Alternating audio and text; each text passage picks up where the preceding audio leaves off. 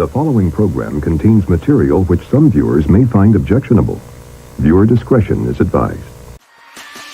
Oh, don't give it to Burn. Don't give it. Oh, just hoof it, man. Hoof the twat. For fuck's sake, man.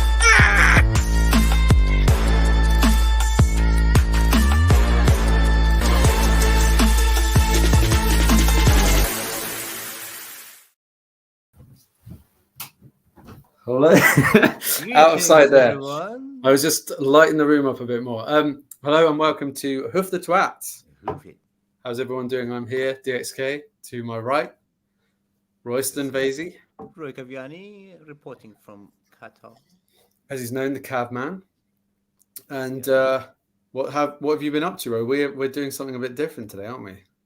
Yeah, I've been busy with what are we doing? Oh. Yeah, today we're going to do a different season, something different than we've done before. Which exactly the green shirt. This is the away kit. Yeah, we're doing this season, the current season. We're just going to go through all the games and analyze what's happened. Oh, but you can't hear Roy. I can hear Roy. Can everyone hear Roy? That's weird. He's clear as a bell to me. Wait, let me switch something off. Now, for anyone, we always like to say, if you want to hit the subs, the likes, we'd love you to do that. We'd adore that. But for anyone, there's been a few people who've said, why is the show called Hoof the Twat? We've had emails. You know, it's a great name. They said it's such a good name. It's one of the best we've heard in years. So for anyone, you might have seen the intro. But what's that? You can't hear me? Okay. I can't hear you. Oh my goodness, what's going on with our audio? Oh, okay. I can hear you now. Okay, chat. Let us know, chat. StreamYard's playing about, man. Oh, I've got to turn your mic on, apparently. Your mic's gone a bit quiet. Let's have a little look. I'm not going to bang. On. My mic's on. Look, there's the lights. Oh, you're good. You're sorted. You're fixed. I'm good. But can Chris hear me or not? Chris said you sound like $1 million all of a sudden. Sound clear as a bell. Thank you very much. But like we were saying, so you might have seen it in the intro, but I just want to remind people of it was just give a little bit of the backstory, because we do like to occasionally, once every few shows, just remind people how this amazing phrase came about. I'd never heard it before. Hoof the twat. Yeah. What was it all about? Well, the word hoof started when Pardew was there, and I was in Dubai. And I can't remember what game it was. And we just sat back with like 10 players, and all we did is send the ball up. And I hate it when defenders pass the ball to each other at the back. And I just out of nowhere said hoof it. So it developed from hoof it to hoof the twat. And sometimes it's hoof the bastard. Yeah. And hoof the fucker. Okay, but we couldn't call the show that. We get taken off air. Yeah, we can't say it, but hoof the twat. And I've actually only used that once or twice ever before. And it just came out that it was West Ham game. And we were getting beat, I think 3-1 at the time or something. Yeah. And idiots passing the ball to the back to each other and stuff. And I was scared of it, man. Hoof it. And hoof the twat, it came, and there you go. And this is what happened. Oh, don't give it to Burn. Don't give it. Oh, just hoof it, man. Oh, we passed it back to him, and he hoof the twat. For fuck's sake, man. And there he was, and how seamless it was. Look at that. Magic. Is that what it's only DX has got a black and white shirt on. Yeah. Now, I was hoping we would I'm hoping we'll have a guest in a bit. He's just woken up, so we just got to, we've got to wait for the time zones to kick in. But we're going to be talking about this season. We just thought for once we'll have a little bit of a difference. We will talk about the current season. So, first of all, Roy, what have you made of it so far, the actual season? Have you enjoyed it? Have you think it's been a struggle to watch some of these games? Or, I mean, the results have been all right. Beside of the City game, which was a mixture of being proud of the guys and good performance, the rest was just absolutely atrocious to watch. But the results, perfect. We got away with it. Which game was it when Fabian Schär and then Barnes hit those two shots? That was the Wolves game. Yeah, that was Wolves. We shouldn't have won that. We shouldn't even drawn probably. The first one, Southampton, one shot the whole game. 10 men. We were shit before the 10 men, so you'll get the happy claps saying, well, we were still rubbish before. What other games? Well, we beat Spurs, 2 shots as well. It's just Yeah, we unbelievable. found a way though. We found a way Yeah, those to. are the 3 we won. And then deservedly we got beat off Fulham. Can't complain there. And great performance against City, our best game probably. And then last week, just back to I'm not going to blame.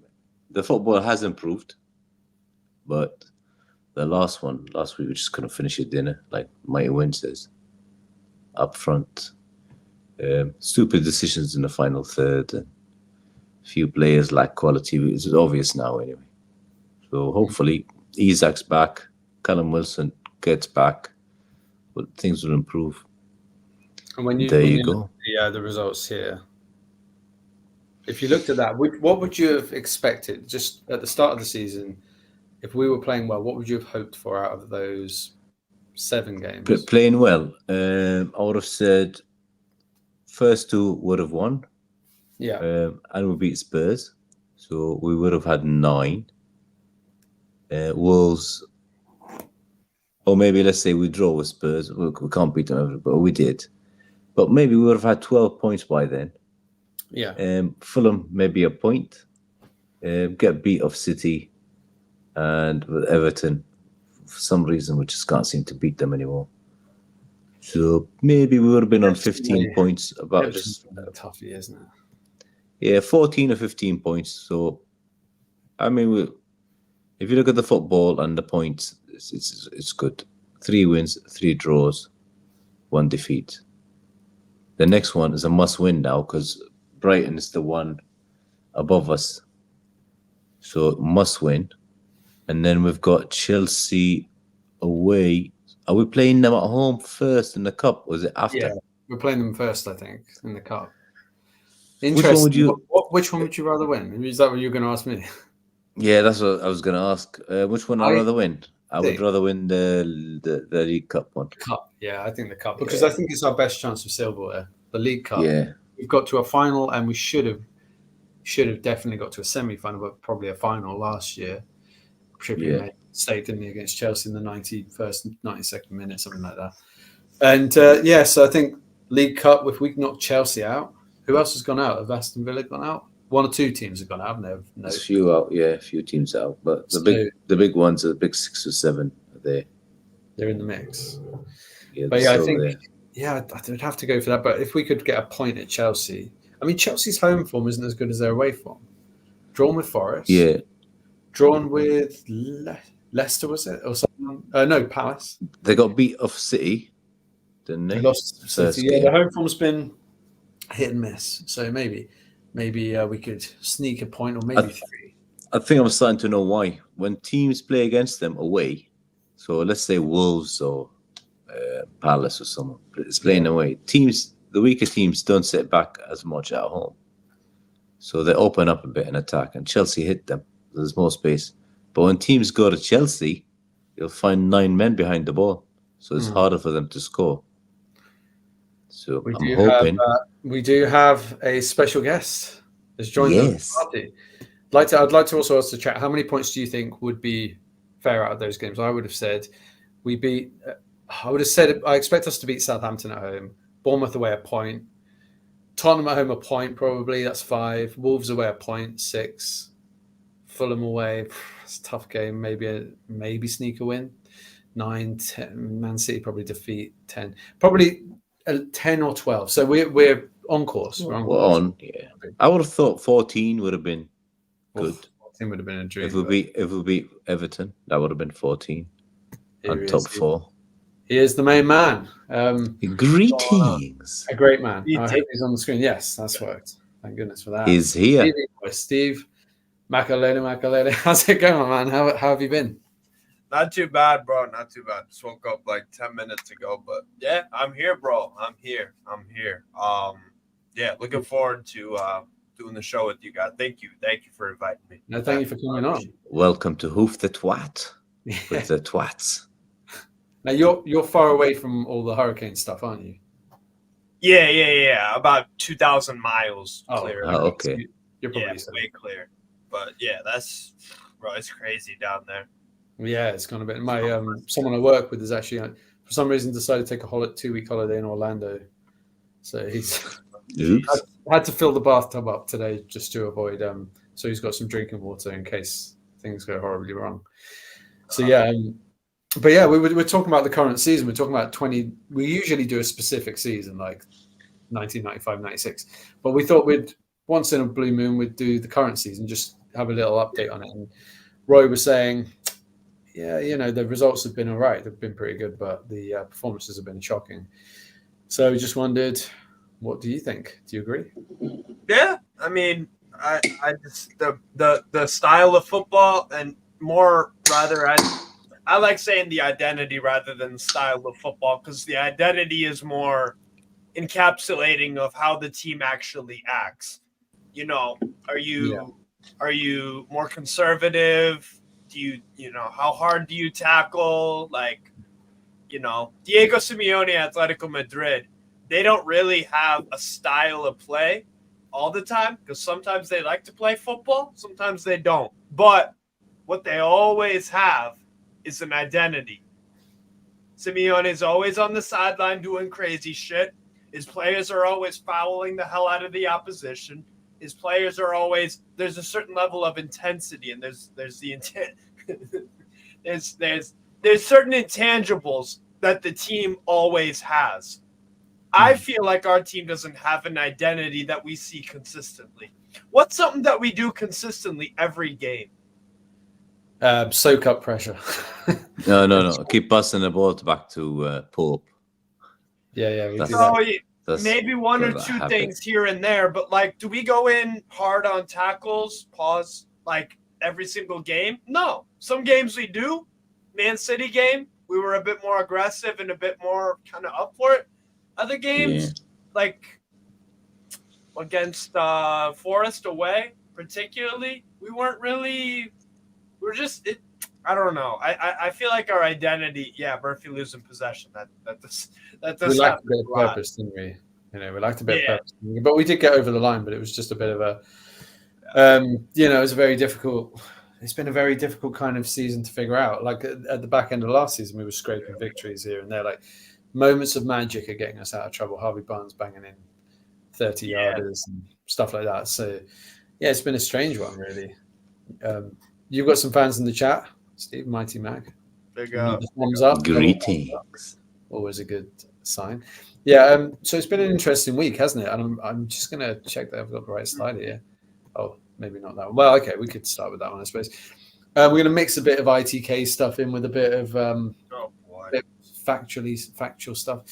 So, mouth of the time, we've all heard of the man. He said, I genuinely think the Man City ruling will be monumental for Newcastle United. You'd have to now assume that we'll benefit from this turn of events and then announce the massive overly inflated sponsorship deals from Saudi and elsewhere in the coming weeks. He's jumping the gun a bit there, isn't he? Well, you can't just go and cancel the seller contract and just go and sign someone else. It's not that easy unless they get fulfilled. Yeah, unless they get a phone call and say cancel this, get this, mutual consent, stuff like that. How many years is it? Is it a 3-year deal? I think it was a long deal, wasn't it? A 4 or 5 year deal, wasn't it? I actually don't know the exact numbers, but I know that there's something there. But I guess what he might be talking about is you get the training ground sponsored, you get the pitch sponsor, Prime energy drink or whatever. Maybe not from Prime, but like a Saudi one. But I don't think that's likely to happen because the ruling hasn't. The changes haven't been made yet. It's going to take time, yeah. Say the coming weeks, I think it's a nice thought, but we are jumping the gun a little bit. What about you, Steve? Do you reckon? What did you make of it? Do you think it's actually a big deal, the court case, or do you think it's sort of? Of course, like when you. Yeah, of course. This kind of confirms my whole, I guess, conspiracy theory about kind of the Premier League and stuff, that they do things intentionally to create this controversy because we're talking about this, just like we were talking about Serie A. I hear about guys from the UK in the 90s. They're talking about Serie A because things were happening, right? Calciopoli ultimately. So I think ultimately there's going to be a Calciopoli type of, scandal to hit the Premier League. I don't think it's on that level for sure, like the fixing referees and all that stuff. But this kind of stuff, this stuff happens. Yeah. And it kind of just, it is what it is. And, Man City are on our side. And I put it in the chat the other day, so I don't hate on them guys. I mean, really, bro, they're taking Man United out of relevancy. I don't like them. I don't like Arsenal, and I don't like Liverpool. And, I don't really got any beef with them. I want to beat them when we play them, but they're on our side with this. The enemy of my enemy is my friend kind of thing. That's a very good way of putting it. This is only helpful to us. We'll see, though, because you still have to comply, like Kieran Maguire said on another show. We're still going to be complying with the UEFA regulations if we get into Europe and stuff, but it's only good news, really, for the future because we have a case against them. So, yeah, it doesn't surprise me at all, and it kind of shows that, with the if a team gets a certain kind of owner from a certain kind of region, it looks like that they have just kind of some bias towards it for obvious reasons. So it is what it is, man. But it's not going to happen overnight. That's one thing that I think we all need to realize. Like, otherwise we would have, signed a deal yesterday for $400 billion. So, but they're getting exposed for what I thought, was kind of happening. And this kind of stuff's going to continue to happen.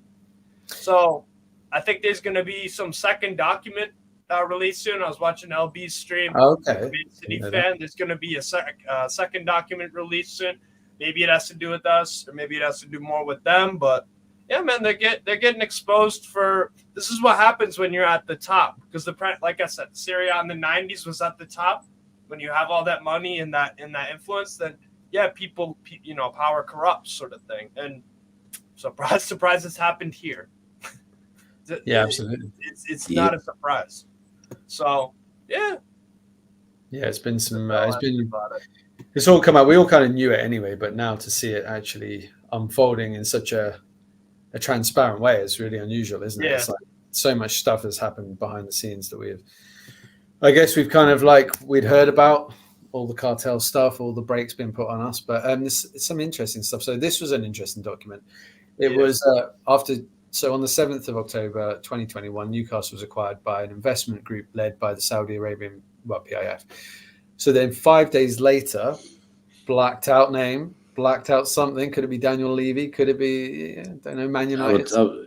It's either Man U or Liverpool or Spurs. On behalf of his club and 10 other clubs in the league, in that email, blank, requested that notice be given of a vote in 5 days' time or sooner to introduce a short-term ban on any related party transactions of any kind. So basically, that clearly was related to the takeover, and immediately putting the brakes on, no, can't let them get ahead of the game here.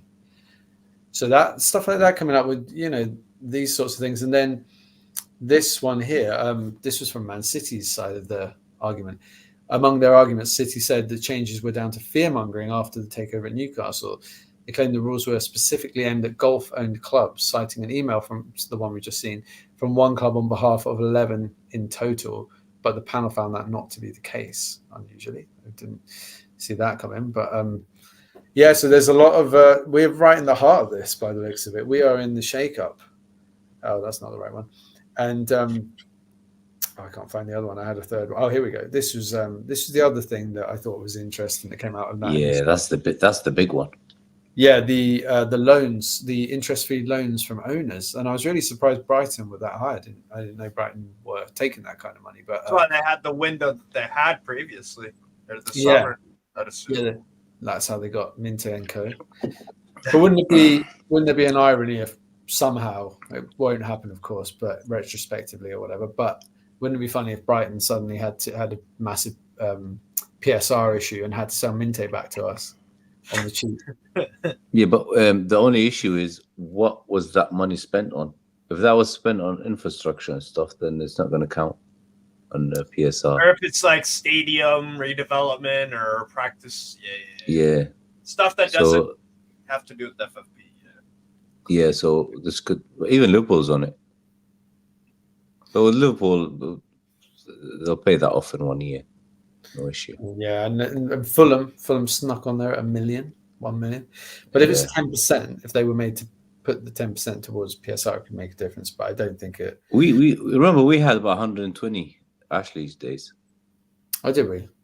Yeah. Oh, yeah, he kept loaning the club. Yeah, you're right. He did actually. Yeah, interest free, and it was just there, and then he basically added it to the price of the value of the club and sold us. It's amazing, really, because 300 million, and now the club's valued at about $1 billion. So they've done all right, PF.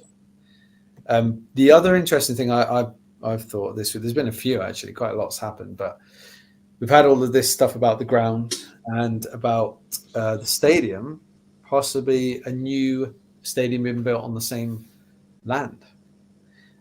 So that would be an interesting move, wouldn't it? That's Gallagher NUFC, but there's a lot of stuff here. This is the alternative areas where it could be built if they don't use the St James's site. So there's a couple there. Leazes Park, we've all talked about that before.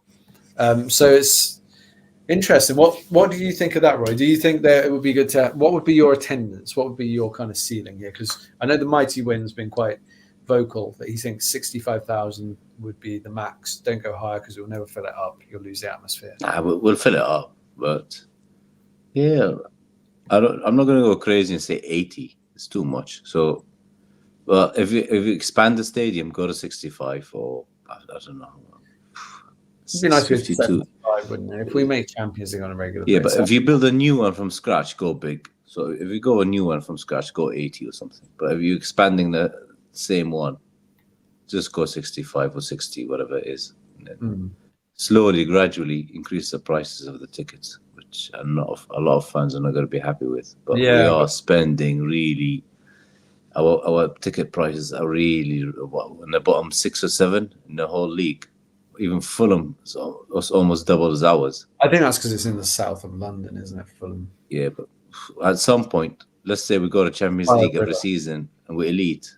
You're not going to pay like 35 quid a ticket. You'd have to go up to 60, 70.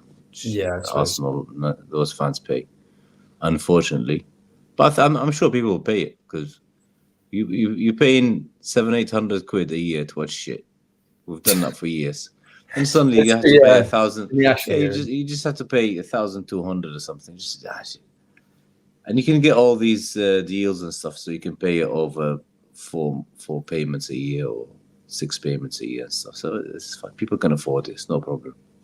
And you paid 130 for your shirt, so it's a drop in the ocean to you, really. 110 for this fucker. 10. I'm not doing it again. I'm never getting a pro again. It's not worth it. It's not. Why not? Because we don't play football, and it's only this extra technology stuff that we don't need. Yeah, but so basically the badge is like this, because the normal one is stitched. Yeah, so the stitching once you run and stuff, it gets wet and it gets heavier. The difference is with this one is almost the same weight when you're wet and sweaty. When it's dry and wet, but the normal one, when it's wet, it just weighs a ton. So that's why. There's no. We're all fat bastards, man. Just get the normal. And you can't wear a £110 shirt to play paddle, can you? That's just crazy. Well, yeah, I've not played paddle with this because I get pissed off and start pulling things out. Don't do that. You can't afford it. It'll kill your funds. But the other good thing, and this isn't quite up to date actually. I think this number should be higher at this point. It should be 20. I think. This better. This has been very pleasing. We need to have a little Brereton watch and just see how high this goes, and every week we can keep updating it. Because at the moment he's got 20. What are you comparing? He's a twat. Yeah, he's not a good Diaz. Guy. Yeah, so but to be fair to him though, if let's say Joe Linton did that or Fabian Schär did that. Longstaff. Or Longstaff won't do that. He's a fanny, man. He won't do that. The tackle he did on him was good, but that was shit horsey stuff. which we would love it if our players did that, wind up the away fans. Yeah. So, yeah, but he is a shit player though.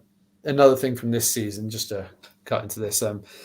So Eddie Howe on Wilson and Isak, you spoke, Roy, about us lacking striking options, lacking a bit of cutting edge. So he said, I don't think they've been fit together for a long time. Well, Wilson hasn't been fit for a long time. Oh, really? Thanks, Captain Obvious. I think it's a negative effect on us as a team, of course. Two outstanding players.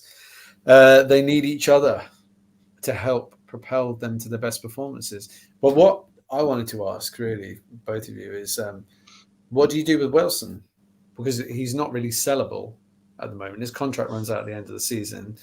Should that be it? At the end of the season, you just cut your losses and let him go on a free? Say, okay. Yeah, that's what I would do. Yep.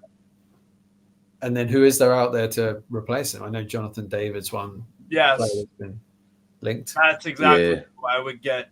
That is exactly who I would get because he's free. He's got 5-6 years of Liga experience. I watch him every week. The guy can hold up the ball. The guy can pass. Scores a lot of goals, a lot of good finishes with both feet. He can score with his header. Like on penalties, he's cold. Like that is as much a bang for your buck signing as possible to get him on a free. All right, you might have to pay what? I don't know how much he's on at Lille specifically, but let's give him 250 bags a week. I think that'd probably be around if he's going on a free to Premier League team. That's probably where it's 200, 250. I'll look it up what he's on at Lille, but if Lloyd Kelly's on a pay rise and deservedly so. So I would give it to him definitely, and then I'd play what's it called? You could play Isak on the and I was talking about this the other day, or I was in the chat the other day. We have the same problem as Real Madrid, really. All of our best attackers are always like to be on the left. That's what they're best at. Mbappe's best on the left. Vinny's best on the left. Rodrigo's best on the left. Meanwhile, Gordon's best on the left. Barnes is best on the left. And Isak, you could argue, is best on the left. That's where he dribbles or drifts out wide when he's trying to be more involved in the game. The problem is there's no formation in football with 3 left wingers. The closest thing you can do is you could do a Conte system. Maybe not the one he's using at Napoli right now because it's a 4-back, but you could play with wing backs and a winger. So 3-4-3. But that only accommodates 2 of them. Then one of them have to go on the bench. So it's a tricky one with the attack. And the problem is that we don't have a right winger. That's of quality that we need to actually that's actually dependable. So that for me has been probably the biggest problem because everything just seems so congested on the left. Everything seems so and especially when Willock and Joelinton play in the same team because they naturally, again, they like that left midfield side of the pit. So we seem to have a lot of players who play that role, don't we? Because we've got Willock as well, who's very familiar with that, and it's we're very well stacked on that side. Who's the player we were talking about, Roy? And we said there was a guy who we felt he could play defensive mid and he'd be a great signing. Last week we were talking about it, but I can't remember who it was now. Longstaff. No, sign like a player we could sign defensive mid. Does he play in the Premier League or no? I think it's Premier League. We were just talking about this guy. I think we've totally blanked on who I have anyway on who it is. Yeah, I can't remember. But maybe that was the thought with Gahey a little bit that he did play there for Palace last season a little bit and he did okay. He did quite well. Defensive mid. That would be an option, if you wanted to stick him in the team. He's got a few positions. See, I want specialists in my position. In my team, I want specialists. That is why we have right wing options consisting of Murphy and Almiron, and we have to put Barnes, who again is best on the left. That's why sometimes we have to make him play out of position where he's not a specialist as a right winger. So Livramento, same thing. Is he best at right back or left back? Arguably right back, but he can also do a job at left. So it's one of those. I'd rather get a specialist. I don't want to see Gahey playing CDM for my team. If we That's have an fair. injury crisis, a one-off thing, like whatever.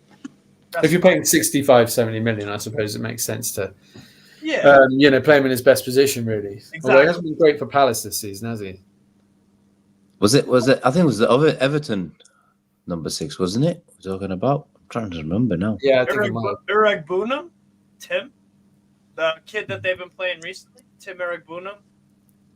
Or are you talking about? It's possible. It's possible. I think I've totally blanked it. I just remember us bringing up. Yeah, I can't remember now. We brought up a random player, and we were just like, "Oh, yeah, that guy." What?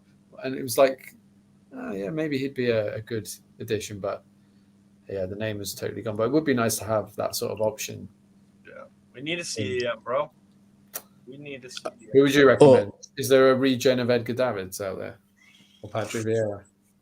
I would have taken Vifa, the kid who went to Brighton, in a heartbeat. I think he would have been terrific. He could do box to box as well. In terms of CDMs, I'm trying to think here off the top of my head. Locatelli's in much better form for Juve this year. I would have taken him probably. If he keeps playing like this, then totally. I usually like Spanish players at that CDM position in general. So from Spain, I'd probably look at someone like probably Javi Guerra. He could play 8 or CDM. I like him more as a CDM at Valencia. They're struggling a lot. Not really because of him, but so I'd look at him, and I look at Johnny Cardoso, actually. It'd be Johnny, who's been linked with Tottenham. He's American, international, part Brazilian, plays for Real Betis. Yeah, he's phenomenal, bro.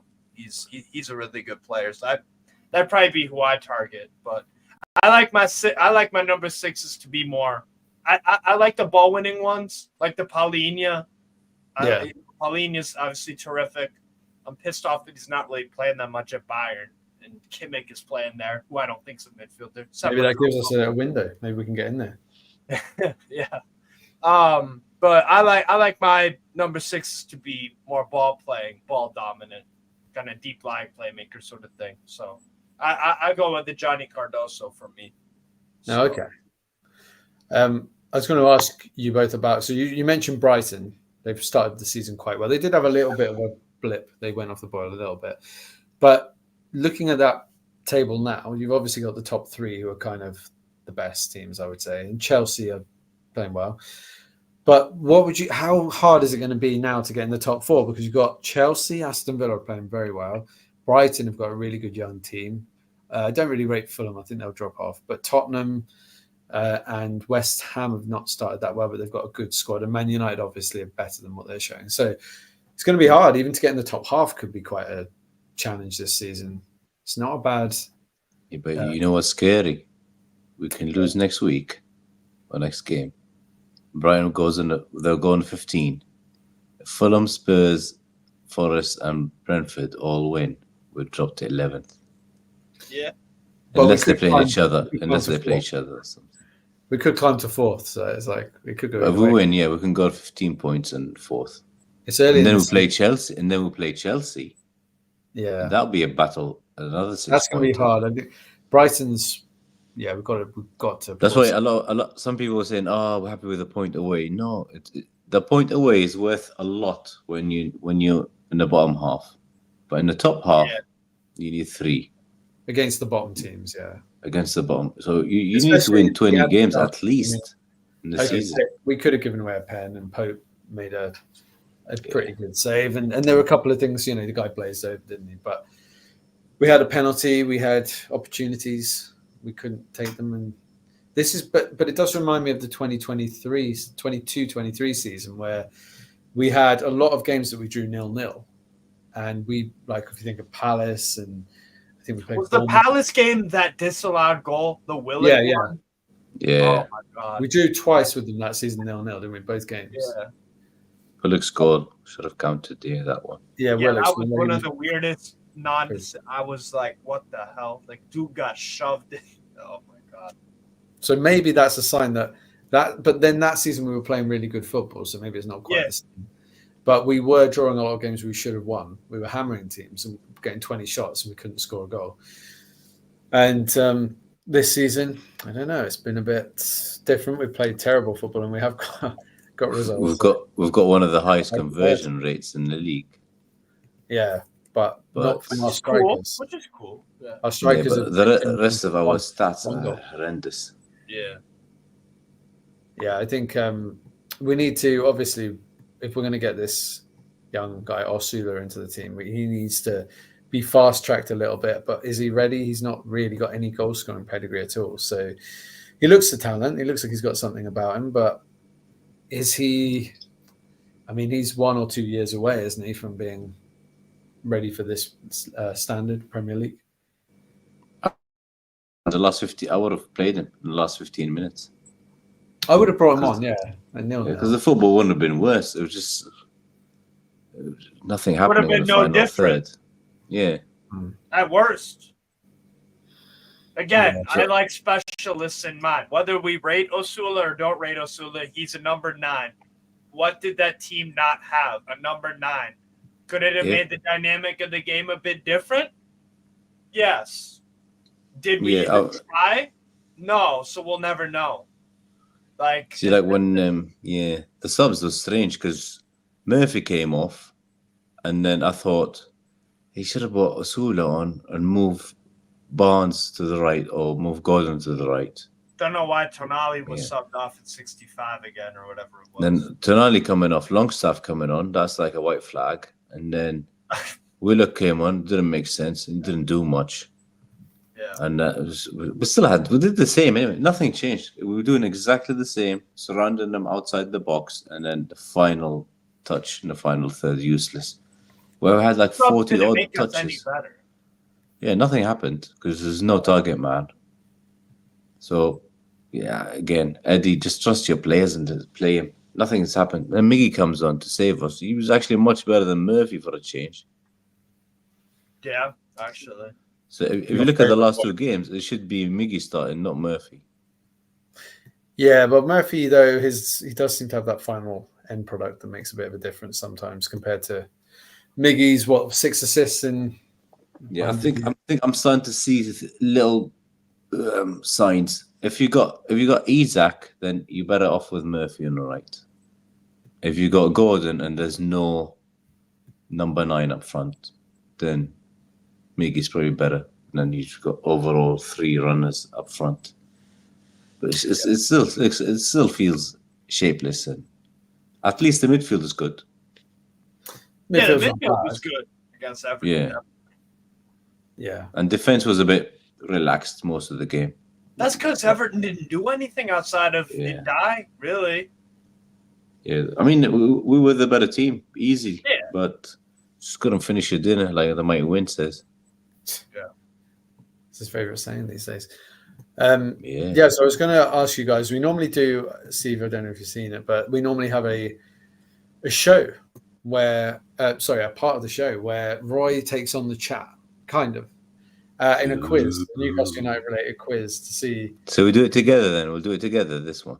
So us 2 against the fans. Kick their ass.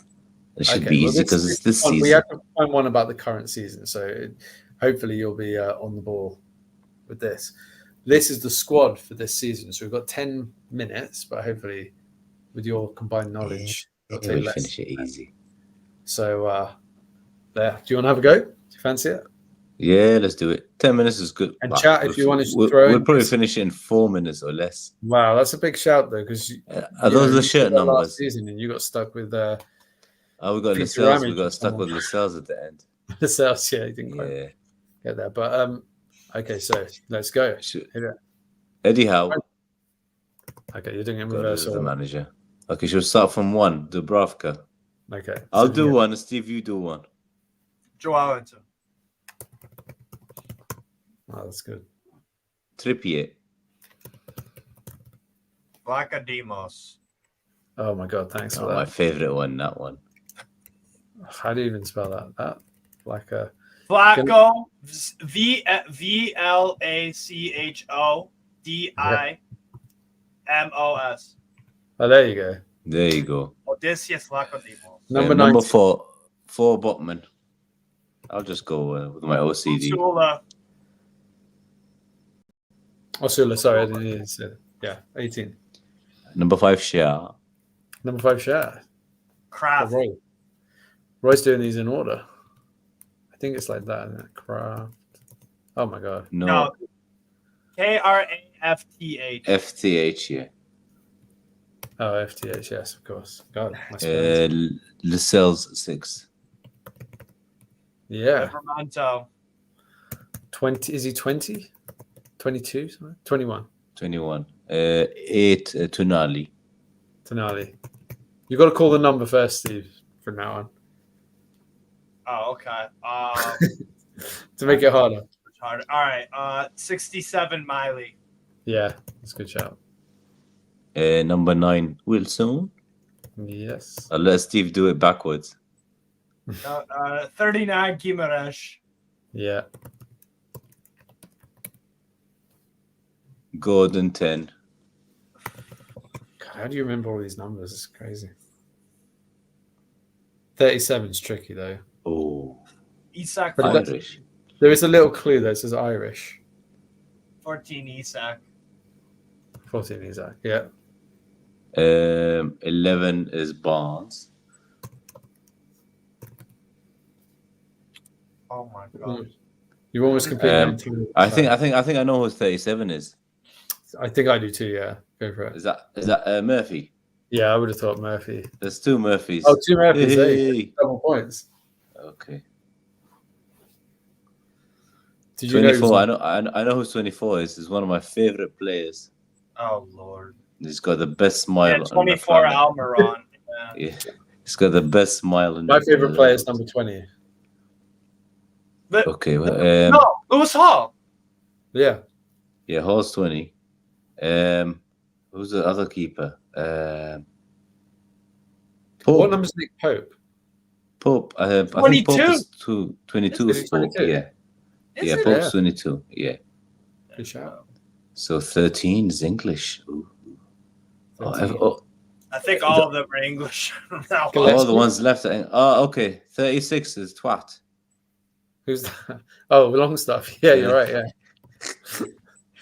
That didn't come up, unfortunately. He's a twat. 13. Who's 13? Wait. Sanusi. No, he Yeah. can't be 13. Oh no, he's not in the squad.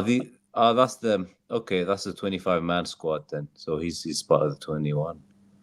Okay, 25, 26, 28. Miley. We've I done already Miley. did Miley. Yeah, wow, okay. see? You were so sure you're going to kill this, Roy.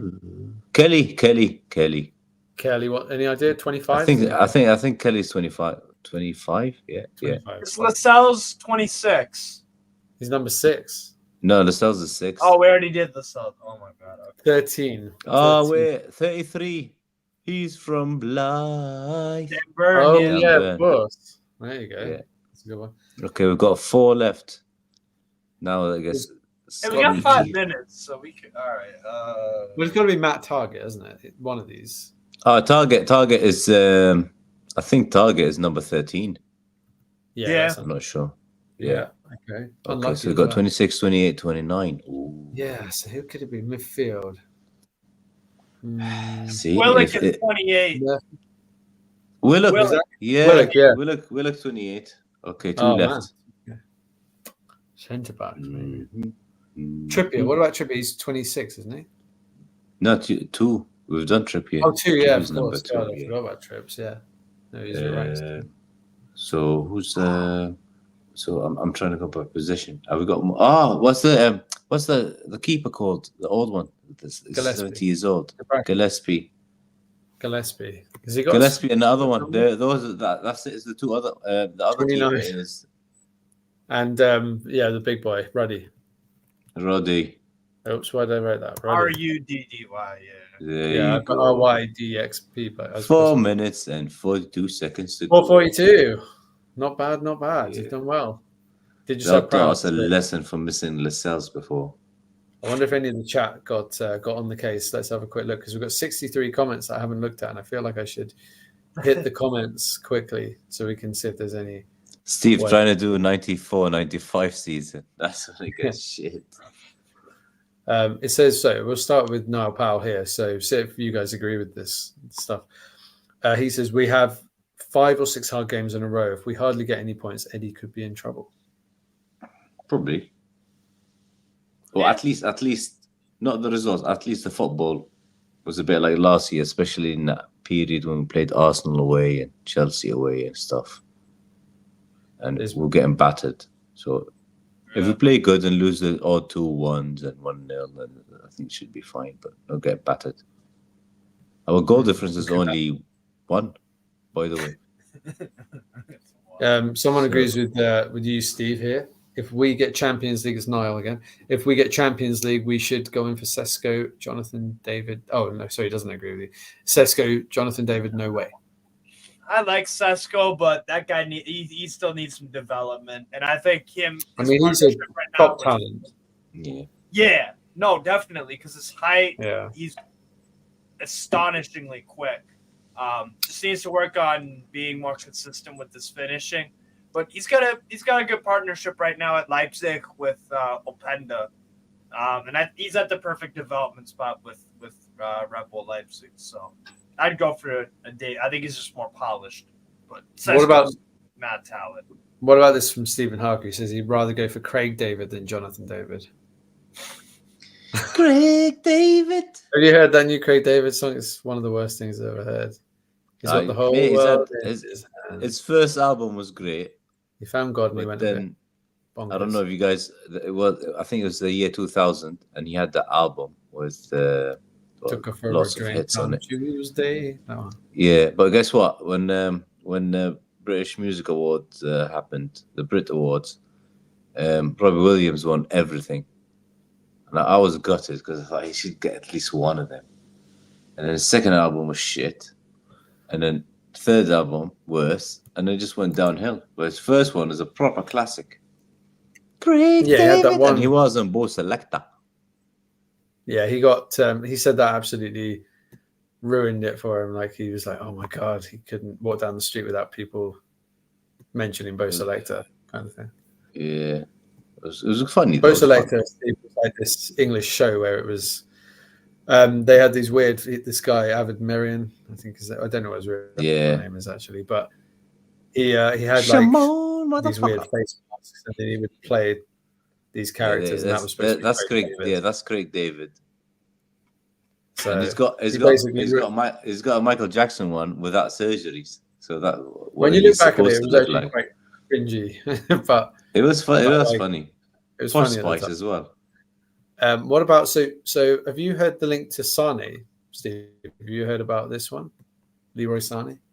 Yeah, I'm not really a big fan. Horrible Euros, horrible last year for Bayern München, and I mean horrible. First 2 months really good. He went like 5 or 6 months without a single goal contribution, and that was only that was. I mean, he was playing even worse than that. Like the guy at this point, I don't know if it's a mental thing or a physical. I'm worried it might be a physical thing because he just looks labored. He's dribbling into guys. Like he can't. If you double up on him, you stop him. Like he's been in really poor form for a year and a half, 2 years now, really, of on and off. But now you're not even getting like good performances out of him, rarely. So what's his best position, Sonny? Is he a left-sided player? Right wing. Yeah, right wing, but left-footed, isn't he? Right wing is his best position. He could play left wing there for sure when he was good, but I just think he's declined, man. He doesn't have that. He doesn't quite have that rapid burst of pace anymore. His touch is really bad nowadays. Like decision making, poor. Like I'm not a fan of that on a free. I'd rather let someone else do that. He should go to an Atalanta or something because they revive careers for fun. That's the magic there. What about Gibbs White? That's one of Roy's favorites. I like Gibbs White. I do like Gibbs White. Don't put him on corners because he's poor at those. But other than that, he's seriously good player. It cost a bit. He's sick, though. He is a really good They paid 45 million for him, didn't they? So I think they'd charge us. He's going to cost 80 easy. 60 or 70 million. Don't know if he's worth that, but he is a very. He's in the England squad as well now. 25 years, 25 years. Yeah, in the England squad. And we'll talk about someone else who got into the England squad today as well. There's here's another name. I can never quite remember how to pronounce that. Gyökeres. That's It's actually a Hungarian last name. Former Coventry player. Yeah, and he was good at Coventry as well. Very like good. 20, 25 goals. He was a stud, bro. And that's Sporting CP. Yeah, he's a beast, bro. First touch is beautiful.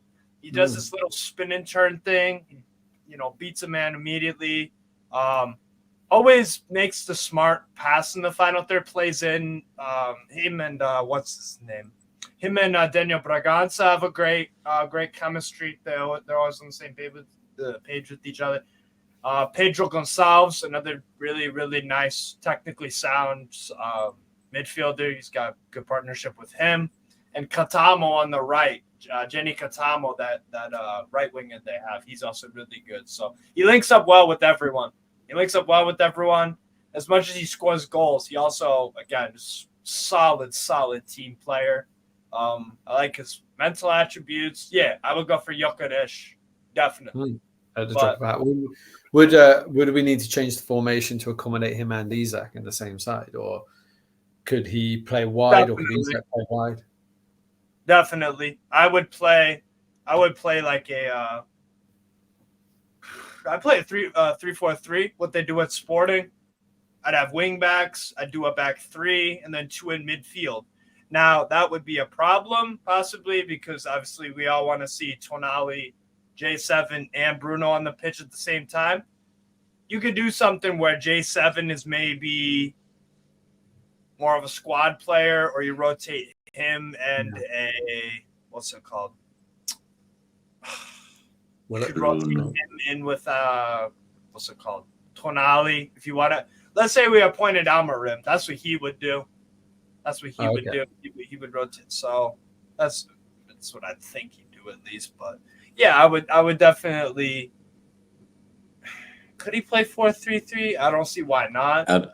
Yeah, but Eddie's a bit rigid. And yeah, it's gonna have to be another coach. He wouldn't even. But for me, bro. I think it's the last year of Eddie personally, unless he smashes it this year. A lot of people are saying that. Which I hope he does. They're saying he's had the Mark Hughes effect, but I think he's done better than Mark Hughes did at Man City. He's got his Champions League from nowhere, really. Yeah, for nothing.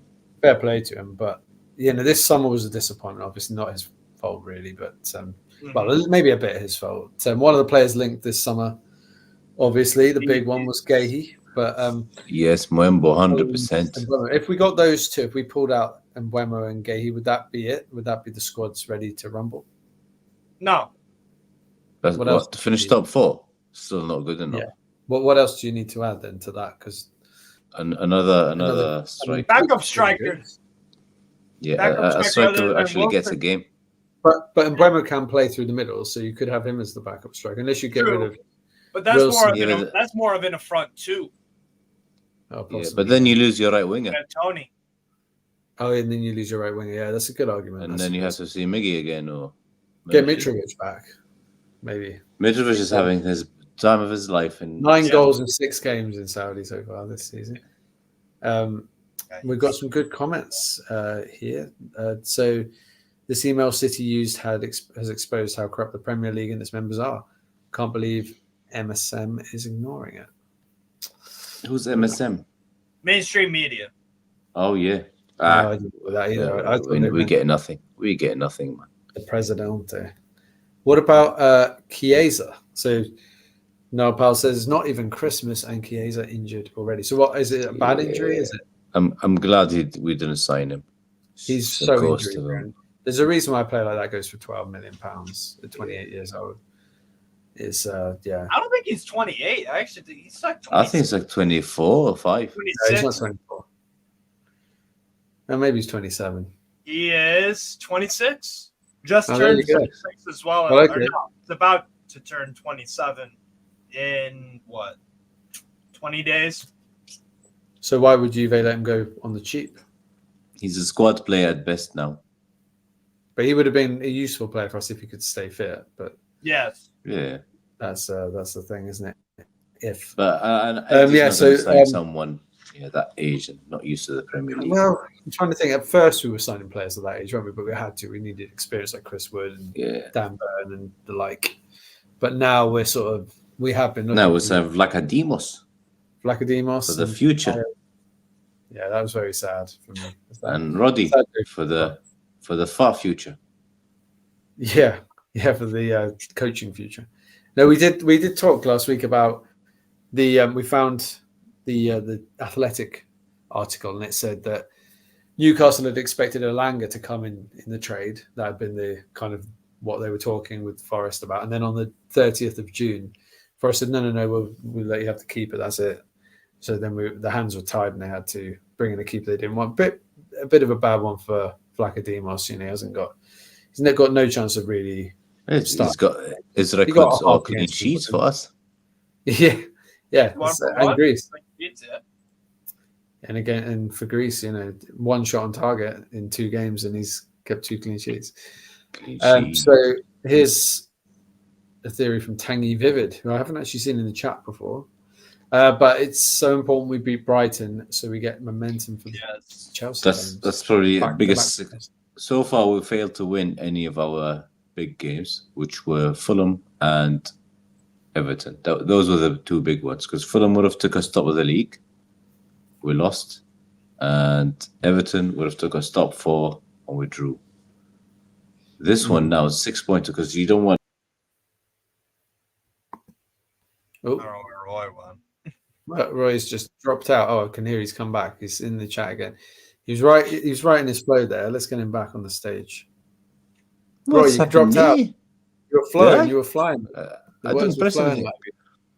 Well, okay.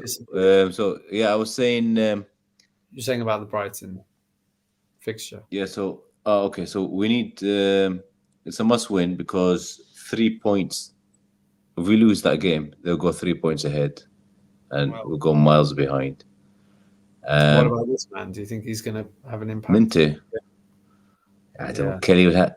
No, not Kelly. Lewis Hall would have him in his back pocket. Well, Lewis Hall actually. Lewis Hall's a fantastic player, but I swear to God, if he plays Lloyd Kelly against him, we're getting cooked by Minty. Yeah. No. I think Lewis Hall. Lewis Hall will always play the home games now. I think so. As we're going to bring this up later, we'll go back to the chat in a sec, but this is relevant to Lewis Hall anyway. That obviously today we've had the news that Tino Livramento he's been called back up to the England side, but and it's England first team. Yeah, he was in there before, wasn't he? Didn't get any minutes though, but he has been brought in predominantly by the looks of it as a left back, which is interesting. And I was wondering why they don't call Lewis Hall up. I know Tino's played more games, but he's a left back, or more of a left back. He's left-footed anyway. So maybe that's the way I would have played it anyway. I would have brought Lewis in ahead of Tino probably, but maybe that's because I'm biased. Yeah. Well, hopefully I want to see them both in the next game. Sorry, go on. DX, do you think Lewis Hall? I don't know what I know. Me and you are huge fans of Lewis Hall. Do you think he is a midfielder though, or could he play this left back, or could you play him on the wing? I definitely think he's got a lot of pace and skill, hasn't he? So you could definitely play him. He's got the technical ability for the left. Although our guys, Eddie does like inverted wingers, so I don't think he'd play him on the wing. But I think we played him in central mid, didn't we? In was it a friendly or one of the early games? It was Man U last season, wasn't it? At the Carabao. He actually looked really good. You can play in a left-sided midfield as well. Yeah. But I think where Willock comes on. He slightly reminds me of Luke Shaw when he was a bit younger. He was he bombed forward, and then he improved his defensive play a bit. Then he got loads of injuries, unfortunately for him. But yeah, I think it could be a real heavy bait. Way taller than Hall, though, right? Play Hall. No, I'm saying Luke Shaw's taller than, like, physically more built than Lewis Hall. He might be a little bit, although Lewis seems to have put on a bit of muscle in the last sort of 6 months. But yeah, you're right. He's probably a bit different, but they have a similar, or they did anyway. Luke Shaw's lost a bit of his pace, but yeah, Lewis Hall's only 5'10". Lewis Hall, yeah. How tall's Luke Shaw? Shaw is 5'11". No, it's actually same height. built. Okay. Yeah, they've It got must be something the way similar. Shaw's built then. Yeah, he's quite Similar. But what about this? We mentioned this earlier. Mitrovic, a second chance. If only we give him a second chance, we No. wouldn't be He- talking about strikers. Well, I don't know about that. Yeah, he's found his league and level, and he'll never leave Hill. No, he did prove himself in the Premier League, like in the end Yeah. for Fulham. He Yeah, did with bang Fulham. the Yeah. Yeah, But I think what I like about Mitrovic that none of our other strikers for years seem to have had is he never gets injured. yeah, it's a tank. And the only one we've had up front who never got injured was Joe Linton. When he was playing up front, he never scored a goal. So he never touched. He never touched the ball. Spurs That's away. why. we were Except hoping he'd, Spurs away in the orange shirt. we were hoping he'd get injured at that time. To give Dwight Gale a chance maybe. But yeah, he's always available. That's such a good trait. Can't The most believe important Joe ability- Linton was a number 9 at some point. Yeah. Yeah, He was gave the his number to us, and unbelievable. He had a season as number 9 ahead of Wilson, didn't he? Which is crazy. You've been given some love for your quizzing skills, Roy. Stephen Harker. Thank you. That's 3 in a row that you've had a perfect score, although you had Steve's help this time. Because they're easy. Yeah, but still, 37 Alex Murphy. This was the point where people were throwing in. Oh, Beer Vikings not convinced. We beat them by 15 minutes. Yeah. Beer Viking reckons you might have cheated, Roy. No, I cheated. These players were playing last week, man. It's a bit easier than doing the 97, 98. Yeah, I know. We cooked up in the Champions League season where we forgot Lascelles. We just couldn't remember. We got all the players and we just couldn't remember one, and the time ran out, and it was Lascelles. Unbelievable. And in the chat, one person got it, I think. What about this, Steve? Because you would know about this. Lots of German fans, especially Dortmund, are not happy with Klopp taking up the Red Bull role. Is that true?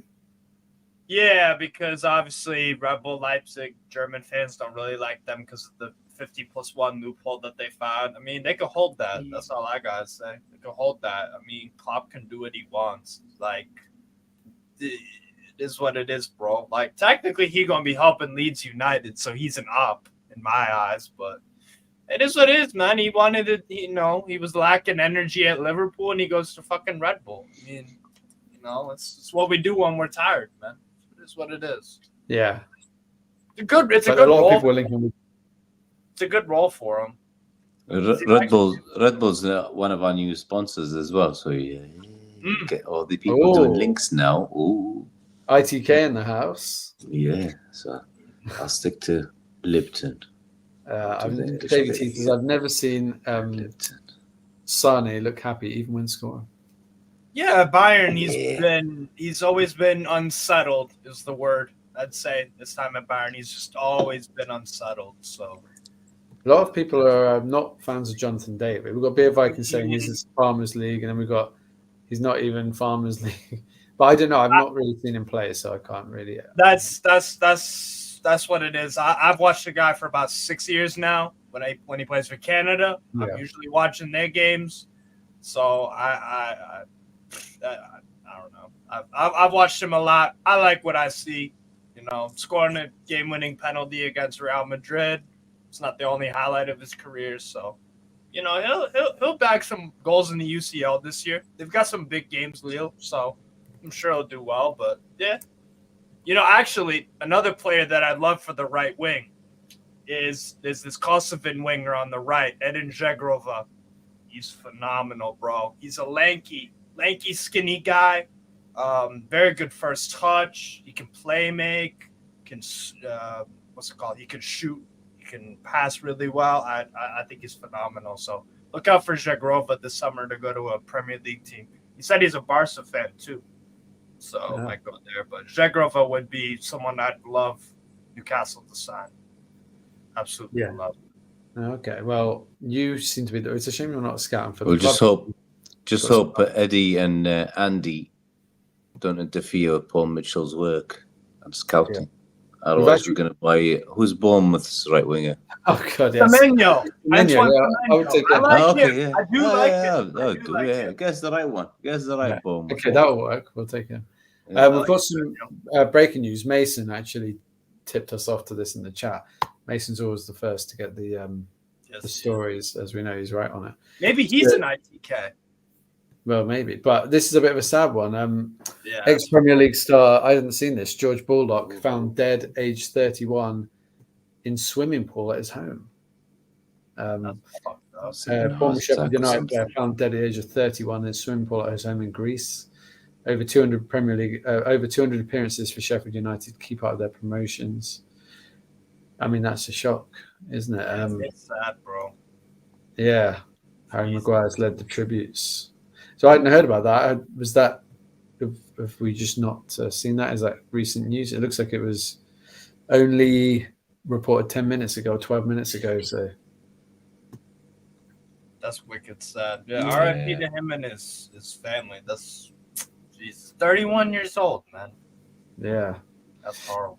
Yeah, that's really sad to read that kind of thing, and I guess more information will come out as we go along with that one. But we'll try to look at some other things. So here we go. It's a bit more of a positive comment, although I don't agree with it. Isak on the right wing. I think he either plays left wing or through the middle for me. Yeah. Only if we're stuck and Wilson's fit. Otherwise, no chance. Stuck as in Barnes is not there, Miggy and Murphy are not there, and Wilson's fit, maybe. So it'll be like Gordon, Wilson, and Isak, maybe. What about Isak plays as 10? Yeah. I like that. Behind Gyökeres. He does. Oh, well, could that work? Then that could actually be quite an interesting little link. I would love to have Isak can't play up front on his own when he's isolated, can he? He needs support, I think, to get the best out of him. So, yeah, I think... we'll have to go 4-2-3-1 with this. Yes. But I think it'll work with Tonali and Bruno doing the 2, and then Isak's the 10. So it could work. It's worth a but shot. Then we need another right winger, proper right winger for this. Yeah. Do either of you know? We don't really need a keeper. We've got 6 goalkeepers or something. Oh, Hermansen. Is he? Where's he from? Is he Icelandic? That sounds Icelandic. Denmark. Oh, Denmark. Yeah. Is he like Shea Given? Bring the Danish one. Oh, is he really good? I quite like him. Yeah. Would he be an upgrade on Pope though? Honestly, yeah. At this point, yes, I would say so because he doesn't. Was he the keeper in the Euros? No, I don't think him. so. Oh no, Schmeichel was the keeper. No. Schmeichel was the keeper, wasn't it? Yeah, he was. Yeah, Hermansen was on the bench for the. Yeah. And then we've got. How do you read that name? Going to City apparently, I guess as sporting director or something. I'm not too sure about that one. Not as a player, that's for sure. And then trying to pronounce that, is that a real name? Zizi Bergenstein. I think it's Ziki. I'm not sure about that. That's a hard name. I think it's a Basque name. They like throwing the accents in there. He's a bit cheeky. No, so what I'm trying to find, I'll tell you one video I've been trying to find all week, and it's been, I can't find it. I can't find the full thing, and maybe it hasn't been uploaded yet, or maybe it's on the app or something. But I've been trying to find this thing of you can only speak in lies, or you can only give the wrong answers or something, and it's featuring Harvey Barnes and Tonali. Have you seen that? I haven't seen it. Oh, okay. Well, I'm sure we can show it. Just hope it's not from YouTube, because Chris will kill us. No, it's fine. He's had a couple of YouTubes up. This is fine. This is only a few seconds. And I'm sure the club is not going to get on our case. Chris, if you're in the chat, give us 5 seconds and let us know. But yeah, this is I don't know if it's good or not, but it's interesting anyway. They're obviously trying to produce a lot of original content, and this is another little thing they've tried to come up with. My name is Harvey Barnes, and this is Wrong Answers Only. How old are you? 1. Name a superhero. Longstaff. It's not so hard to answer. Okay. Wayne Rooney. Spell your surname. Long. Good job. Netball man. Name a striker for Newcastle United. Nick Pope. Whoa! Yes, brother. What noise does a dog make? Meow. Cool. Sweet. We'll finish on that one. Is that it? I knew it. There you go. It was, You need to be drunk to play that game. Yeah. yeah, but I didn't know where that video came from. It's but it's not showing up anywhere else. It's just the shorts they've got, and they've got one with Tonali, where he doesn't always understand the game. They're like, where do you come from? Italy? No. It's a game. So, yeah, it was good though. Right, I guess so. We do a few segments on the show. We're not going to do them all today, but this is one of I'm going to find it. One of Roy's favourites. You've probably wondered why people always say Roy smells like $1 million. He smells the best of anyone on this channel apart from Mighty Win.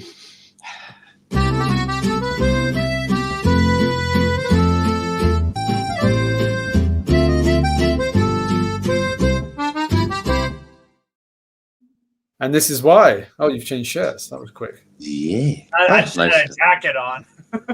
Okay. I was going to say we both pulled off the shirt changes. So yeah, Roy, what are you going to tell us about? So last week we had the Jean-Paul Gaultier scandal. Today we're going to have Jean-Paul Gaultier scandal absolute, which is basically the same thing. But they've added 3 ingredients. The first one, have you got the other one with the ingredients on? Because it's 3. Aye. So basically, it's the same one, but they've added Mirabelle, which is it's fruity, and it gives it a bit of citrusy smell. And then you got the chestnut, which tones it down a bit, and it's for the longevity. And then you got the sandalwood, which is weird. Yeah. This one is not as the projection. So it's not as a strong projection like the first one, but this one smells longer on your skin. So you spray some of that on your neck, and your lass is next to you. She's gonna eat your neck. Yum yum yum yum. So don't get any bad ideas and spray it on the wrong places. But it's lovely. And it's a new one, so it's only been out for a few months now. 3 or 4 months. So it's good. Jean-Paul Gaultier scandal. Yes. From my favorite this one. What did I rate last week? Did I give it a 9? You did, yeah. 9. Yeah, give it 9. I like it. 9. I like 9. Yeah. I think you should do a really bad from one. being a 10.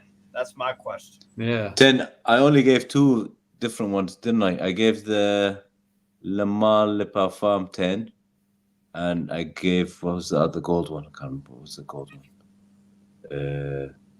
Jean-Paul Le Male. No, it was, what was it? Lamar? It was Le Male. I can't remember now. It's the gold one.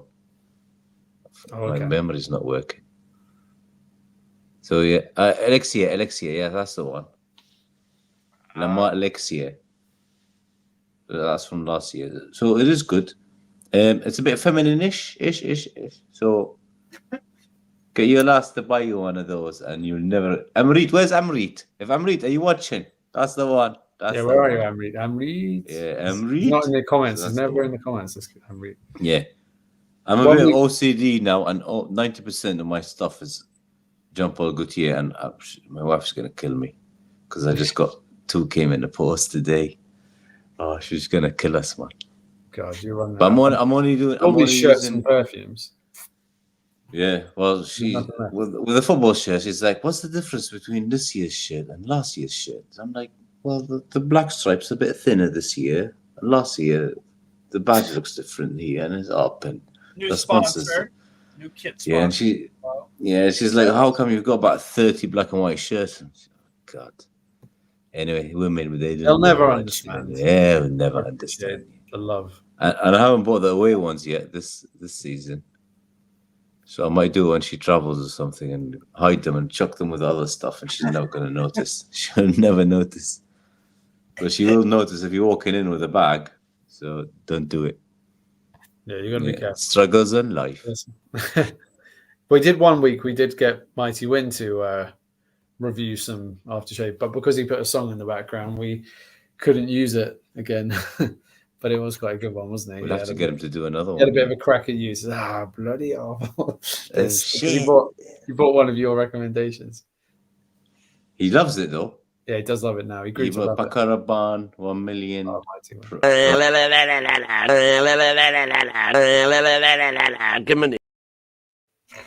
Yeah. How we've missed that, man. He's probably at the quiz now. Yeah, he probably is. He's with the ladies. Yeah. With the Punani. There we go. We usually do like a conspiracy theory, Stephen. The one that Roy suggested, I don't think we can do. I'm not doing that. Yeah, we're not doing that. It's a bit of a diddy bit of a controversial topic. So we're not doing that. Yeah, because it's going to involve a lot of baby oil and stuff.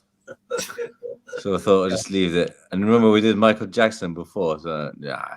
So we'll keep it footballish. Went down well with the fans, but it didn't go down so well with the team. Let's say. But no, but yeah. So, do you have any conspiracy theories, Steve, about football, about something going on internally, or have you heard any rumors of something a bit sketchy? I just think the refs in the Premier League intentionally make terrible decisions for controversy purposes. I'll say that. I'll definitely say that. And I think it's the same thing in the NFL and the NBA and whatnot. I think that it generates controversy and it generates, social media interactions and all this stuff. It doesn't, it's the classic saying, any publicity is good publicity. Makes them money, keeps them in the conversation. You have these debates and all this stuff. So that's my big kind of, I guess, conspiracy. Because genuinely, because I watch the other top 5 leagues, the refereeing sometimes it's the Premier League has these terrible refs, and then the other ones, you have the odd horrible decision. Last week in Serie A, they were giving away the refs were calling some really, really soft penalties. But that doesn't happen. That happens every weekend in the Prem. Every weekend in every one of these games, it seems like. So I'd probably say that's my conspiracy theory. Because they don't need to have good refs in the league. Guys, we're going to watch regardless. We're going to watch regardless. If the refs were the best in the world, we would still watch. If they were the worst, which they're getting paid about as much as refs in Mexico do. I think that's something people also need to realize. These referees are getting paid less, so you're going to get a lesser product. If you pay referees more money, you should be getting more quality refs. And we don't have those in the Premier League. So, you're getting Mexican league quality refs, really. And in Mexico, the refs are crazy there. Then again, that whole league kind of is. So it is what it is. That's my whole conspiracy. I just think they make bad decisions to make things interesting. Let's just say. That's a good one, yeah. And that theory. Oh, sorry. I was just gonna finish with this. That theory for me, I realized it after the Crystal Palace 0-0, the Willock goal. I was like, there's no reason that should have been. And since then, I'm just like, you know what? I'm not even going to get mad anymore because I know what I'm dealing with. Yeah. Does that apply to VAR as well? Or I think VAR is helpful because you got to think about it like this. I've grown up in the U.S. I'm watching baseball right now. I've had instant replay in all the sports that I've watched here in the U.S. That's what it is. That's what VAR is. It's instant replay. The ref can go look at the video. Is the guy offside? Is he on base? Was it a foul on this 3-point attempt or whatever? Is it a yellow card? What? So I'm used to it. It's just instant replay to me as an American sports fan. I've known it all my life. I just think they don't. It's not that they don't know how to use VAR. They just intentionally and some of them really are that stupid. Some of them really are just not good at their job. But I just think they're more of they like to make things interesting.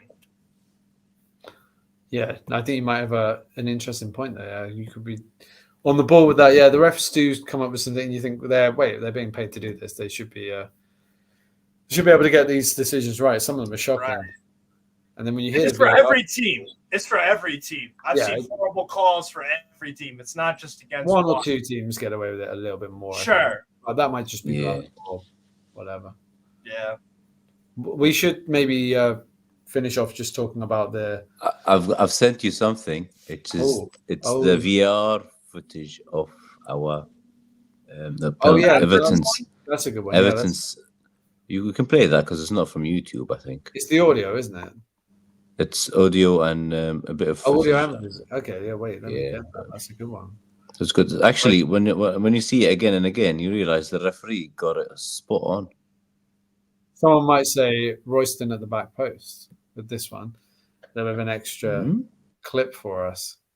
Let's get it up. That's what she said. Here we go. Right, baby. Yeah.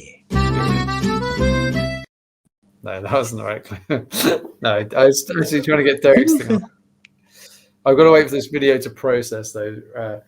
Right, it's a 1-minute video, isn't it, about the VAR decision. While we're waiting for that, I could actually show you another take on it. Here you go. Which one is that one? Individual. Can you see him? Mr. Talksport himself. Can't stand us, that fucker. He's an idiot. Goodison Park, because this has to be a penalty. Matt Jones. It surely does. It's Everton 0, Newcastle 0, and it's Everton who are appealing for a spot kick in front of the Gladys Street end of the stadium on this occasion. The ball cut slipped into Dominic Calvert-Lewin. He has a shot. Pope makes an excellent save from it, and then Dan Burn bundles him over.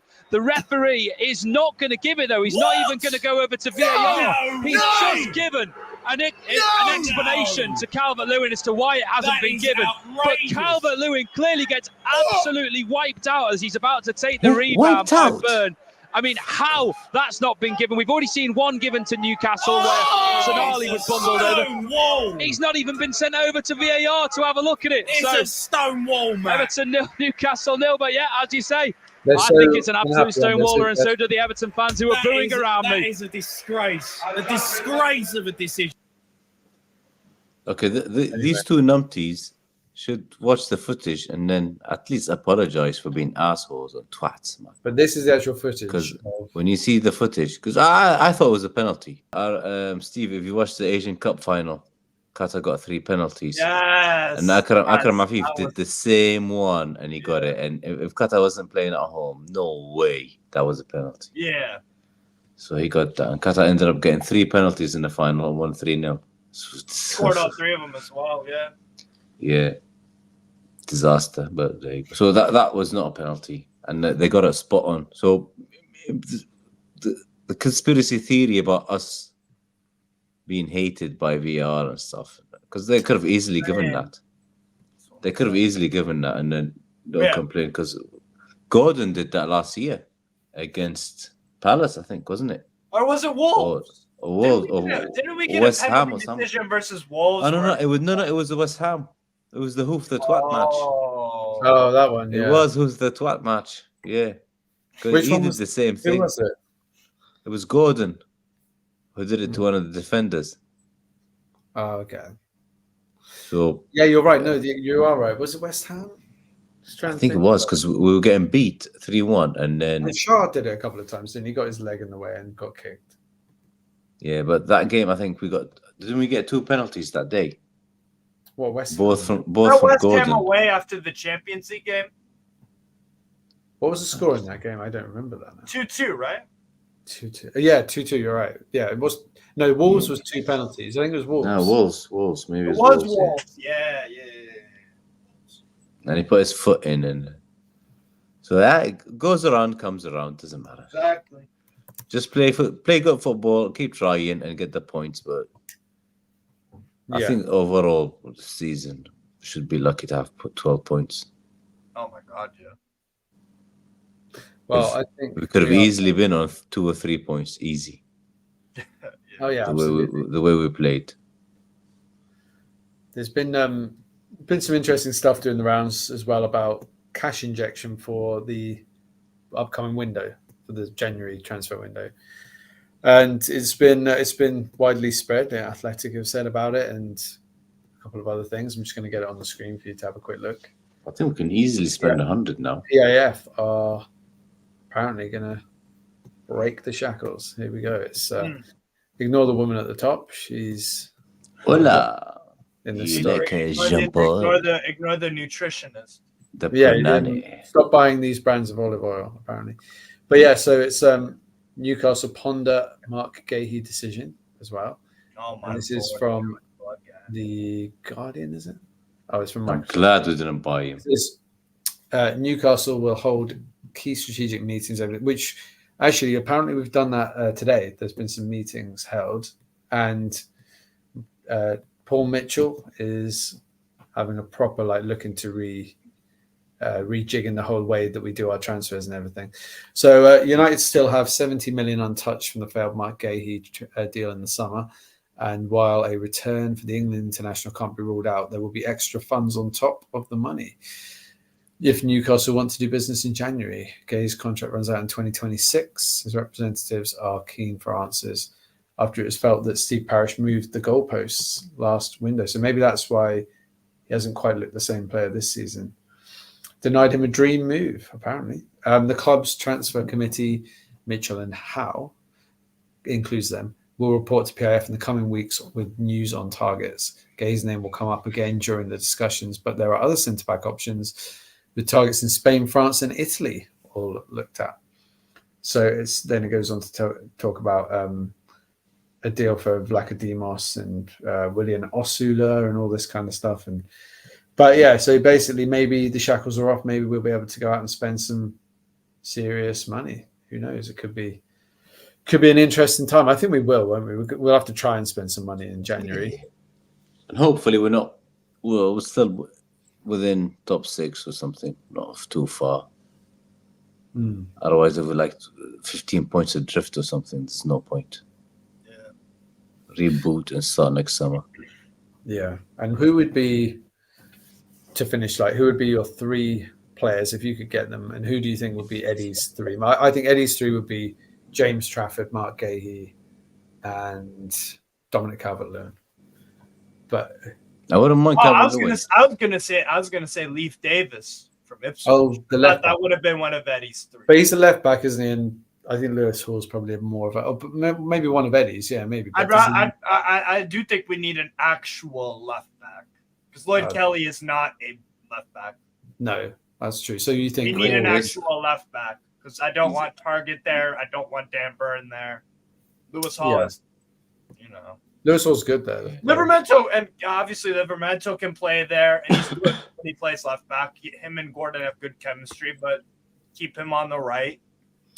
And then Trippier could play left back in an emergency. But I'd rather, again, I like specialists, so I'd go for a Leif Davis. Why did we let Leif Davis go up from, he was at Wallsend Boys Club, wasn't he? So why did we not snap him up? That was during the Ashley era, though, I suppose.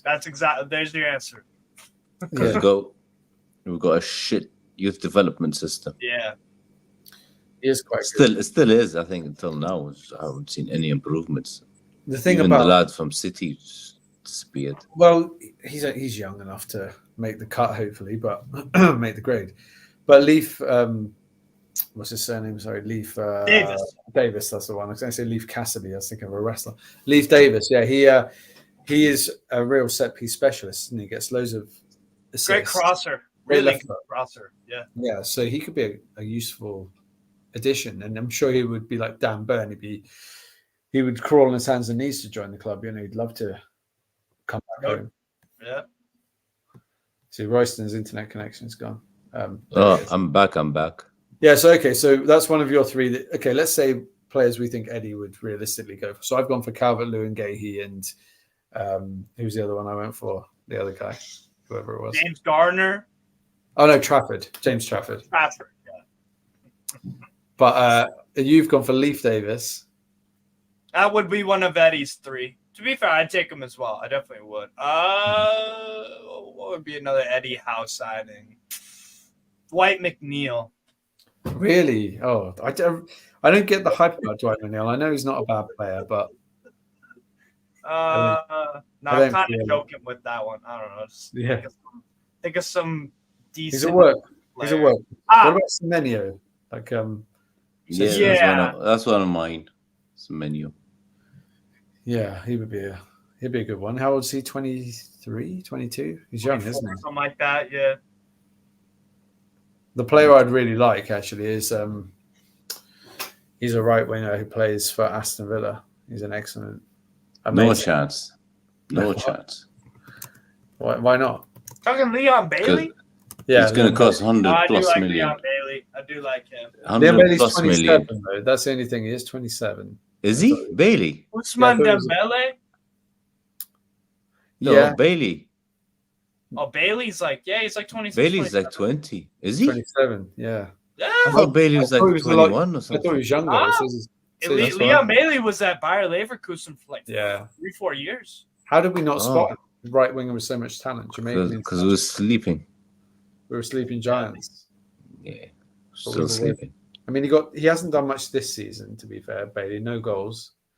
But last season, he got 14 in 52, 10 in 35 in Prem. Yeah, I like We should have bought the lap instead of Osula. I like the lap, actually. Yeah, for but he cost more, didn't he? He was a more expensive signing. Like him. How much was he? 20 or something? Over 20, I think, yeah. It's quite an expensive one. If they go down, we can go for it. Maybe that's what we do. We just keep raiding all the relegated clubs. I don't think they'll go down, to be fair. Ipswich, I do not think they're one of the 3 worst. You never know, yeah. I think Wolves They've got enough in attack. Southampton are terrible. Yeah. And I think Everton go down still. Yeah. I hope so. Well, no, I'm not sure. I'm not They've convinced. got something about them though, Everton. So. Aren't Everton? What's happening with their takeover now? Is that stalling again, or what's going on there? Who knows, man? Honestly. Because if they get that could be the ticket, the golden ticket. Yeah. I heard something about a takeover that I'll find out in the next few weeks. Oh yeah. Spurs, Qatar, and let's see if all that hype that's happened with us is gonna happen. Qatar, really, with Spurs. Qatar might go to Spurs. Yeah, by Spurs. Of, Amanda. I don't know. I found out yesterday. It's like, right, watch out, Spurs. Okay, and it's someone who's really high up who told me yesterday. So I'm like, mate, it's shit club, man. He's like, yeah, but they got a big stadium ready to go. Wow, really? Well, yeah, they do have. They do have a lot of tools in place. They'll still have a problem with owning both clubs, so I'm not sure if it's going to be the QS. Oh, yeah, it's called QSI, Qatar Sport Investment. Qatari. Well, they've got Qatar Investment Bureau.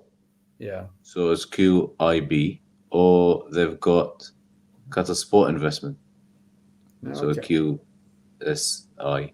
So you change their name slightly, and then they. So I don't know. I think QSI owns PSG, so the other one can buy that one, and they'll just say it's 2 different companies and stuff. But it's basically dropping that stupid project that was PSG. It's useless, man. They spent billions. I mean, the club is worth a lot now, but yeah, they want Champions League. They don't want to win that league. They want to, and it's failed. The team's not good enough, and it will never be good enough because you need to compete in your league to stay on that high level. You can't just have easy games all season, and then suddenly playing Bayern, Real Madrid, and Barcelona. That's why they keep cooking it up. They'll never be top. So I think they're going to go the other way and come to the Premier League. Slowly get rid of PSG. Bloody hell, this is all. I told them you should have bought Newcastle. I've been telling them for about 15, 16 years now. It's gone. We wouldn't listen, damn it. But no, we're gonna go through the chat just to finish up because we've got some nice questions in the chat here, and I didn't actually spot this last few. But this is about the penalty. So Craig Lee says Burn runs straight. Lewin changes direction, but Burn is already there. So he says no pen. That's Beer 100%. Viking says Harry Kane. I remember this one actually. Harry Kane got a penalty at the Euros for just Yeah. defender, didn't he? It was Van Dijk, wasn't it? Was it Van Dijk? No, it was that. It's the same guy who.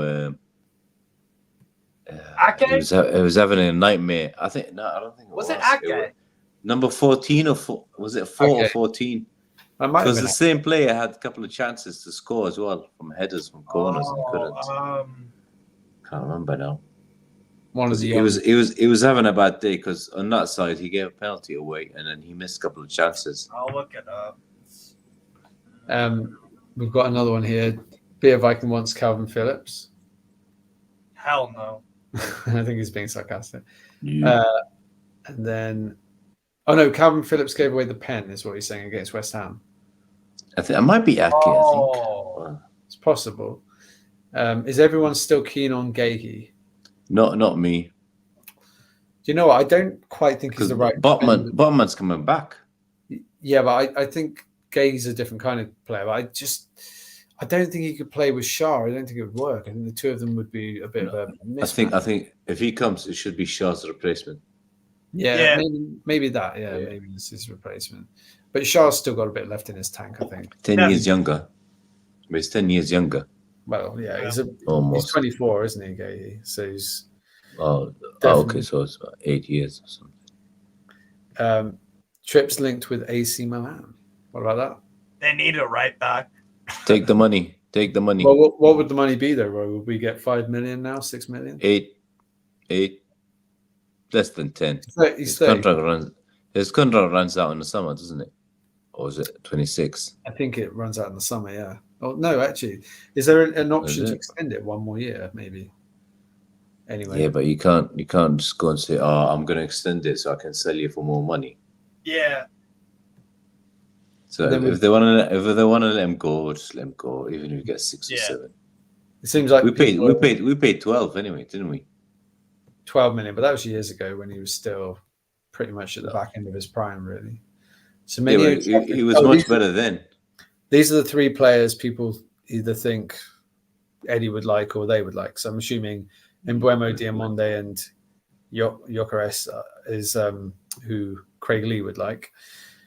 And Mbeumo, Diamande, Sesko's who Niall would like. But then I think this is who Davey T thinks Eddie would like. Semenyo, Trafford, and Gyökeres. Interesting. Yeah, I'll have Gahey, Madueke, Gyökeres. Madueke, actually, you know what? He had that big game, and then he's kind of calmed down now. He's not doing much. No, he had the hat. You remember we all went to put him in our fantasy teams, and he's done nothing. Yeah, He did score against Forest, to be fair. He did score against Forest. Yeah. He's inconsistent, Madueke. I like him. I think he is definitely a bit raw, but I think he's... Yeah. It's better than our two right wingers. So it's an upgrade. And then obviously Richie, Dummett, and Hendricks. That's another option. We've got one here. So it says easy game. I think this is aimed at you, Steve.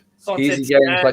Strasbourg. I mean, bro, Strasbourg, we actually play Paris Saint-Germain when the international break is done. So I think we can get a point out of them because they've not been playing brilliant even in the league. They drew with Stade de Reims.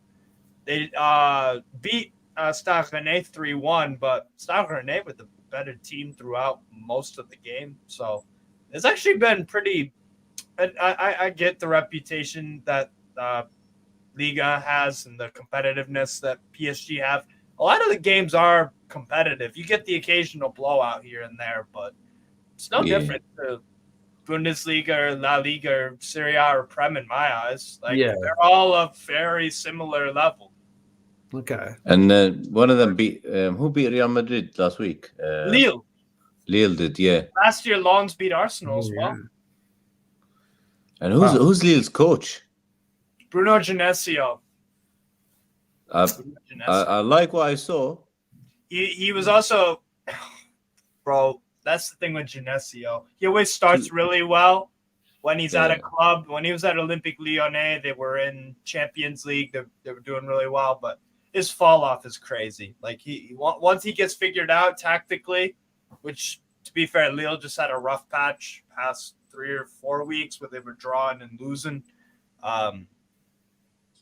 Genesio's good up until a point. That's what I would say. But they played outstanding against Real Madrid.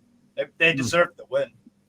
They really I wanted to ask you one more question, Steve, because I felt like you're quite an expert on the Champions League stuff. Yeah. What happens here? This is quite confusing, this whole shebang. It's all changed, obviously, but I love the new system. I do too. I think it's fantastic. Do you think we were just unlucky? I wish we were on this. I wish. Yeah. And we will be probably, 2 years maybe. Basically, you just need to avoid to be bottom 8. Do you think that it's likely all the English clubs will qualify this time? Yes. Well, not in top 8. Not all of them in the top 8, but I do think all of them will qualify for top 20. I would say so. All of them will get top 24. I don't know if all of them will make it out of the round of 16. I think Villa might just miss out on the round of 16, but I expect it depends who they get. Yeah, but it all depends who they get. Bro, who knows? It's a weird one, but I love the new system because it's like you click on one of those teams and then you look at their games and then you have 36 other teams where it's like I did not know that team was playing that team actually. So I like it. I look at it like a maze. You know, you can go a bunch of different system. Ways and the table change. I mean, week 1, it was Bayern. It was 9-0. Who beat Celtic? Bayern were on top, and then now they're 15th. So I like it. It's interesting, man. And you know, shout out to Brest, obviously. Brest, second place with the budget of their budget is probably not even half of the bottom place team in the Prem this year. So they're a good team as well on the counterattack. Really good team. So and finishing top 8 is good because you don't have to play 2 extra games as well. You get a bye essentially. Yeah. Yeah, and then you wait for the 9th all the way down to 24th. Yeah. Play each other, and then you get an 8 who play the top 8, which is good. I think my gut feeling we'll see 4 English teams in the 16, unless you get teams like Real Madrid and Barca and stuff dropping to the 24 and then end up. I mean, who would you take? Who would you? Let's say Leo and Villa finish 15-16. Who would you take in the 2-legged tie? Lille and Villa. Pretty competitive game. Aston Villa probably over Lille. Villa's harder, yeah. I don't know much. I think Villa's harder because they played each other last year in the Conference League and they went to a shootout. Did they? Yeah. Yes. Interesting. Very close. But to be fair, the difference would probably be Martinez. Although Lille's goalkeeper, Chevalier, would probably be in my 3 actually of signings. Lucas Chevalier, I would sign Conny de Winter from Genoa, right center back. Marvelous player. Marvelous. He's only going to get better and better.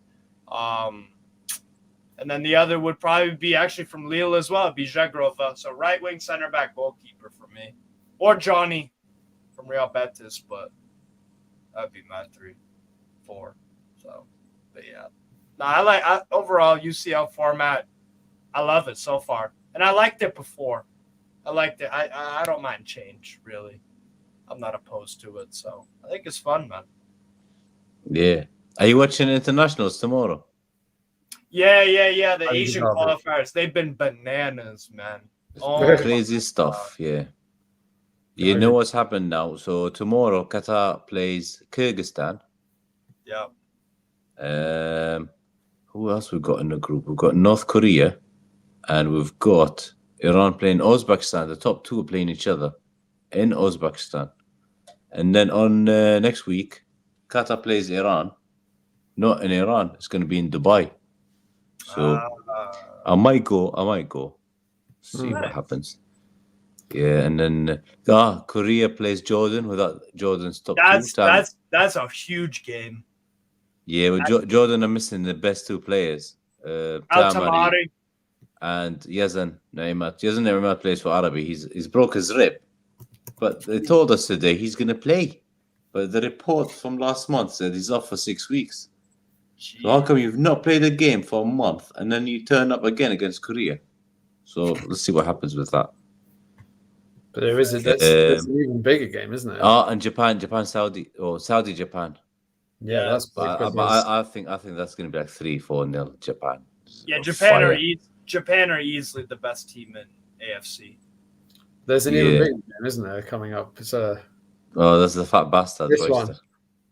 Look at that touch, man. So talk us through this, Roy. What's going on here? Who is this guy? That was the one on the left is me when I used to be a fat bastard. Yeah, that's you look a bit different back now, right? Yeah, I used to clean shave, and that was a TV show on Abu Dhabi Sport called Back to the Future. What? Where's Marty McFly?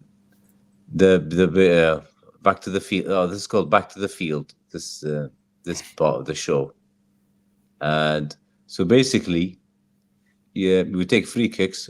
The distance is just outside the box, so they got this line which is emulates how many yards is it? 18 yards or something, and then so you can see it from there. What do you reckon, Steve? Is he going to score or is he going to miss? This is the other guy. He's going to miss. He's going to miss. He's wearing a Man United shirt. Oh, yeah. No good. So there you go. Look at mine are close, man. Look at that. Look at that, man. Look at that. And I don't need to run.